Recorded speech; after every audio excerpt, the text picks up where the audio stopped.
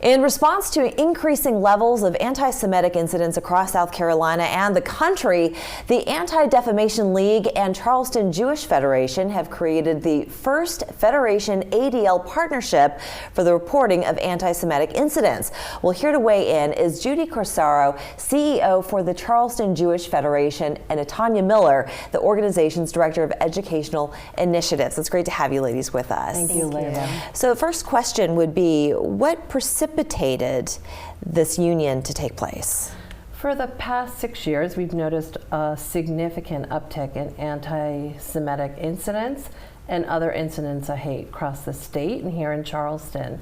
We already had a wonderful working relationship with the Anti-Defamation League, the ADL, and we were strategically looking at how we could best address anti-Semitism and what we were seeing.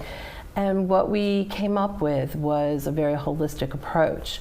One was we needed to look at the safety and security of our community, so we entered into a partnership with Secure Community Network, SCN, and we now have a regional security advisor who is here looking at helping to mitigate risks and exposures for the Jewish community. So the number I have here, a 67% increase in anti-Semitic incidents since 2021, or in 2021. From 2020 to 2021, yes. So why do you think that is? Well, I'll give you a first try at this and let Natanya get into specifics. Okay. So what we decided to do was to really look at the fact that South Carolina does not have a hate crime. It's only one of 2 states in the United States without a hate crime law.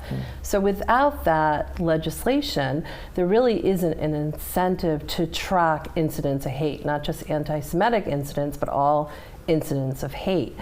So we now have this tracking system, which I'll let Natanya tell what it is that she does in the community and in the schools, and with the tracking and how it all ties together. And can you also get specific as to what happened?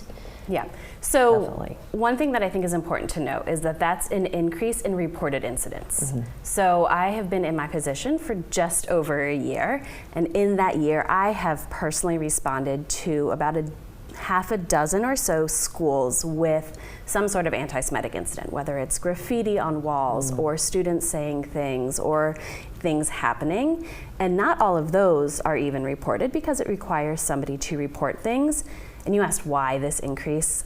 I think it's just people saying things. There's a two-part. One, people are reporting things more often, but I think people are also just feeling more comfortable saying things, expressing things. In schools, especially in elementary schools where we're seeing a rise in these, kids don't always know what they're doing. And so a large part of what I do is the education piece. So prior to this, I was actually a classroom teacher for 13 years. So I have an education background. So part of what we're doing, not just with this reporting system, but I'm also the first person who works and is housed at a federation, but is trained by ADL to go and do their anti-bias, their anti-bullying curriculum in schools for students, for teachers. Now, as far as anti-Semitic behavior, vandalism is a bit different from verbalizing something. And so would you say that people are losing their filter when it comes to interacting?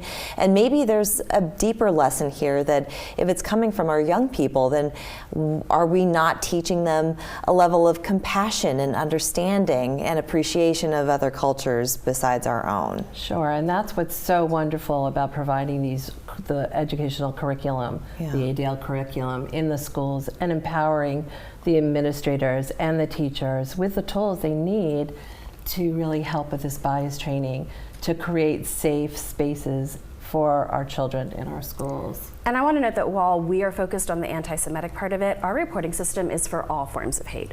Whatever it is that you see or you hear or somebody says something to you, because as ADL says, their goal is to not just combat anti-Semitism, but to combat all forms of hate. Right, absolutely. And so now people can report these incidents. How do they go about doing so?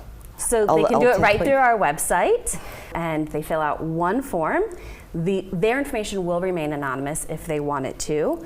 And that form goes directly to Judi, myself, and Jason, who's our secure community network person, as well as ADL. And the reason why it's so important to have the tracking system is without that hate crime law, we need to be able to track these incidents for the FBI and data collections so that we can deploy resources. Let me ask you this. Sure. So what happens after an incident has been reported? What then? Oh, that's a good question. So it depends on what type of incident it is, will depend on what the response is. So for instance, if it's a response in a school, what I do is I make immediate contact with the administration in the school and I say, listen, I'm not here to get you. I'm here to provide resources. I'm here to provide support because as a classroom teacher, I know how hard it is. And so we can provide resources to the teachers, to the students. If it is something that is larger, then Jason, who's our secure community person, will connect with law enforcement. I see. And so that they are deployed. Okay, so it just depends on what the incident Absolutely. is and how you react. And the severity of the incident as well. And this partnership is great because you have the best of what the ADL provides, the Federation and Secure Community Well, we're going to Network. provide that information and that Wonderful. website as well. Thank you. Ladies, I want to thank you so much for joining us. Thank you, Layla. Thank Appreciate you it. so much. We're back after this.